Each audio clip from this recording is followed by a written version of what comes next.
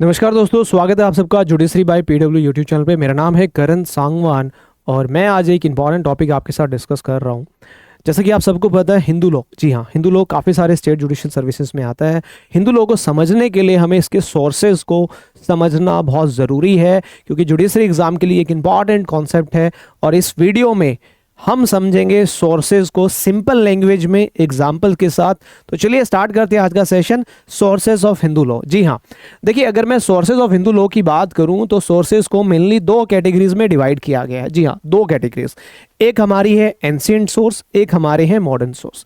ये दो ही कैटेगरीज हैं जिनके अंदर हिंदू लॉ के सोर्सेज को डिवाइड किया गया। अगर एंशिएंट सोर्स की मैं बात करूं हिंदी मीडियम स्टूडेंट के लिए, तो इसको हम बोलते हैं प्राचीन स्रोत। जी हाँ, और मॉडर्न सोर्सेज की बात करूं तो इसको हम बोलते हैं आधुनिक स्रोत। तो ये दो मेन हमारी क्लासिफिकेशन है। अगर एंशिएंट सोर्सेज के अंदर हम चलें आगे, तो एंशिएंट सोर्सेज के अंदर काफ़ी सारे हमारे सोर्सेज आते हैं जिनको हम प्राचीन स्रोत बोलते हैं। जैसे पहला अगर मैं बात करूं, श्रुति, वेदास। जी हाँ, श्रुति। श्रुति क्या होती है बेसिकली? देखिए, श्रुति का मतलब होता है जो सुना गया है। क्या? जो सुना गया है, that which has been heard, right.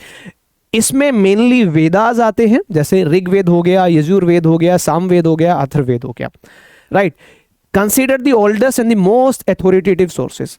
इन्हें सबसे ऑथेंटिक माना जाता है। अगर एग्जाम्पल की बात करूं, जैसे कि ऋग्वेदा में रिलीजियस और एथिकल रूल्स दिए गए हैं।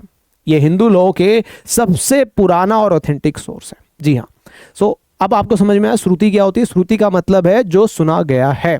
आगे बात करते हैं स्मृति की। जी हाँ, स्मृति। स्मृति का मतलब क्या होता है? जो याद रखा गया है, that which is remembered. Manusmriti, Yajnavalkya Smriti, Narada Smriti, इसके एग्जाम्पल्स हैं। इनमें रूल्स को क्लियरली लिखे हुए हैं। जी हाँ, क्लियरली डिफाइन करती है रूल्स को, रेगुलेशंस फॉर सोसाइटी। एग्जाम्पल की बात करूं, जैसे मनुस्मृति की हम बात करें, तो मनुस्मृति में मैरिज और इनहेरिटेंस रूल्स को डिटेल्ड फॉर्म में बताया गया है।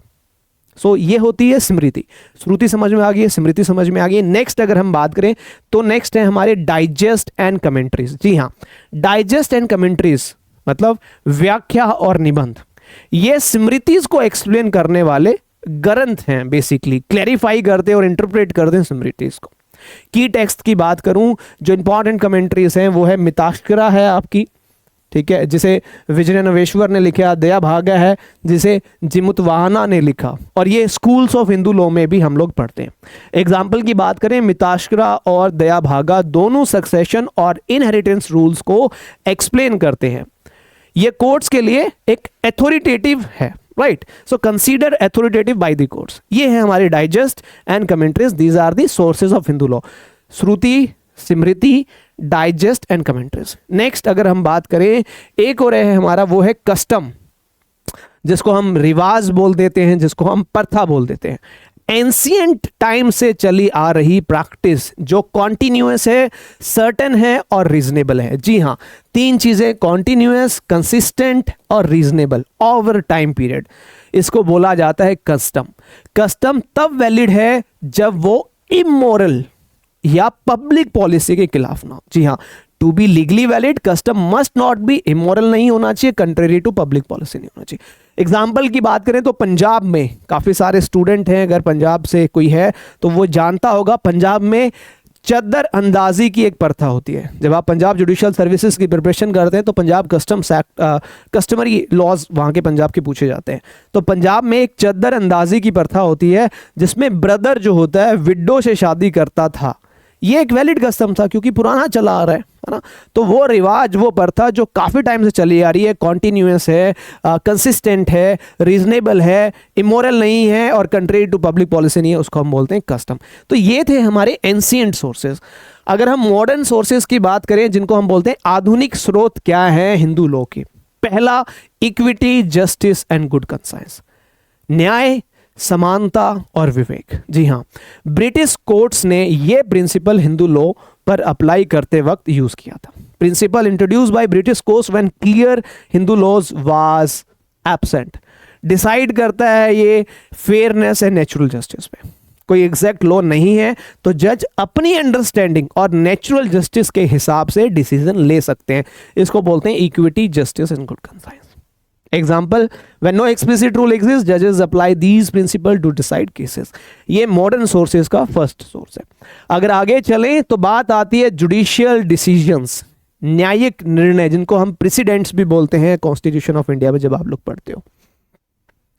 क्या होता है ये?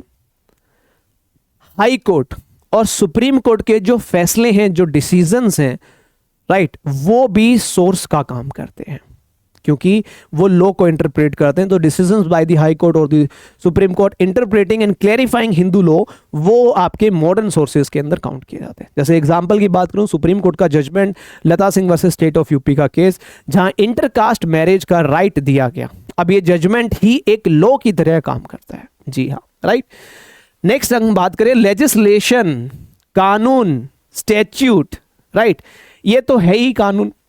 कोडिफाइड लॉज जो पास किए जाते हैं इंडियन लेजिस्लेचर के द्वारा, पार्लियामेंट ने कोडिफाई किए हैं हिंदू लॉज, जैसे Hindu marriage act 1955, Hindu succession act, ये सारे लेजिस्लेशंस हैं। ये भी आपके modern sources of Hindu law में फॉल करते हैं। जैसे एग्जांपल की बात करें, Hindu marriage act, Hindu marriage act जो कोडिफाई करता है various marriages, related provisions clearly Codify करता है। अब वही सब कोर्ट फॉलो कर रहे हैं, यही तो कोर्ट फॉलो कर रही है। तो लेजिस्लेशन जो है वो भी मॉडर्न सोर्सेज का हिस्सा है। लास्ट में दोबारा से रिवाइज करा देता हूँ, सोर्सेज हमारे दो ही हैं, एंशिएंट और मॉडर्न। मॉडर्न के एंशिएंट के अंदर श्रुति, स्मृति, डाइजेस्ट एंड कमेंट्रीज और लास्ट कस्टम। अगर बात करें modern, equity, justice, good conscience, judicial decisions and legislations, right. और आप जुडिशियल सर्विसेज की प्रिपरेशन कर रहे हैं तो विधान जुडिशरी फाउंडेशन बैच, जिसके अंदर आपको कॉम्प्रिहेंसिव प्रिपरेशन करवाई जाती है, इस बैच में आप एनरोल कर सकते हो 72-19,999 रुपए में। लिंक डिस्क्रिप्शन बॉक्स में मिल जाएगा। कंप्लीट प्रिपरेशन के लिए ये बैच है आप सबके लिए। थैंक यू, मिलते हैं नेक्स्ट वीडियो में, तब तक के लिए सत्यमेव जयते। Thank you, bye bye, take care.